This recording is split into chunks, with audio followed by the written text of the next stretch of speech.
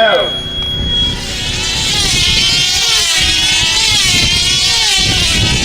Go, Don. You can tap that down.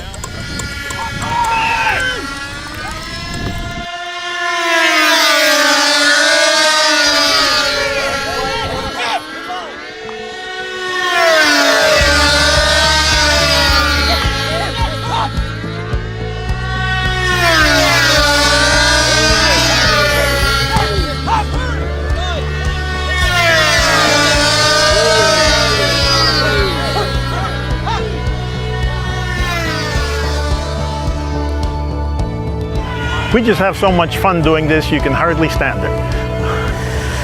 So, this is my first time at the Nats. I'm having a great time. I'm proud, very proud.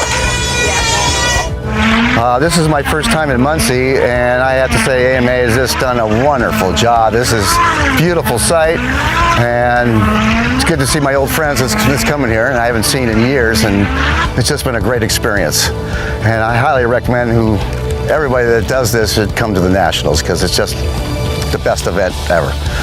This is a nice place. People here are nice too. I really enjoy them. But what makes the Nats great, I mean the organizers, the field here is crazy amazing.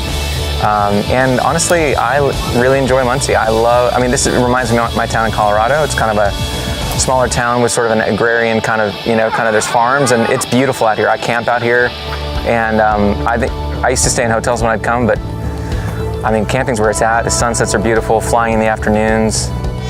Today has been just unbelievable for me. It's really surreal. It's my husband.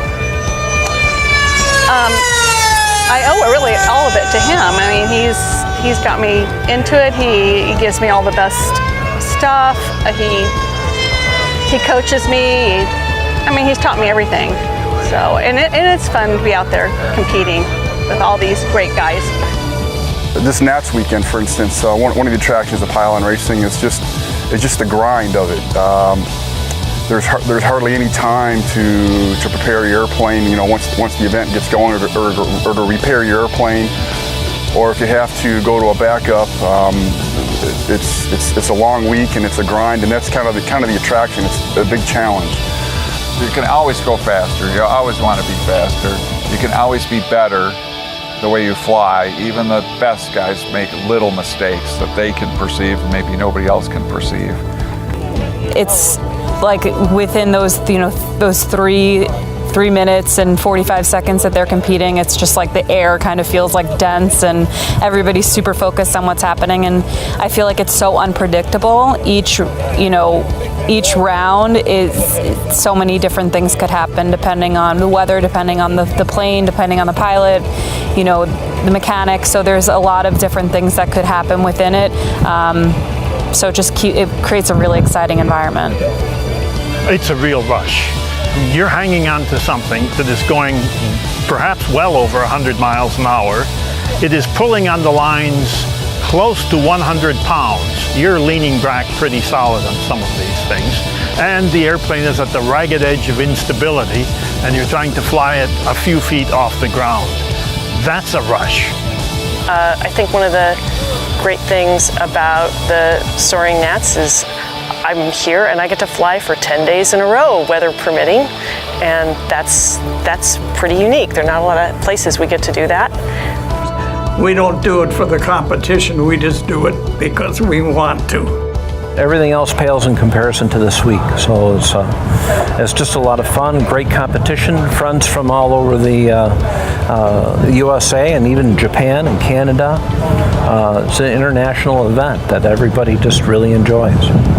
There aren't any better people in the world than people that associate with something like this. So, because of modeling, I've met people all over the world, and I've got friends, here that are here this week. I see them most of these people I see maybe once, twice a year, and so for me, this is much a family reunion as it is to come here as a contest. So I really like that because it's like everybody's family here and everybody has each other's back, and if you need something, everybody helps each other out. Like this week, my plane got damaged in the car because something fell on it, and I had like 10 guys in my hotel room helping me put my plane back together. We do that all the time, and people help us that we're competing against, and we help them. You know, if anybody says, I need something, and, someone will have it. You know, they got it. We'll give it to you. And boy, you know, if I had broken down on the way to the Nats, I'm sure I would have been able to find someone from out here that would have come and rescued me. It's, you know, it goes beyond just what we do on the field. That it's just a really supportive, positive community. 99% of the people out here competing want to compete, want to beat you. Yeah, they all want to beat you, but they want to beat you in a race. They don't want to beat you because your equipment broke or you forgot to bring something with you.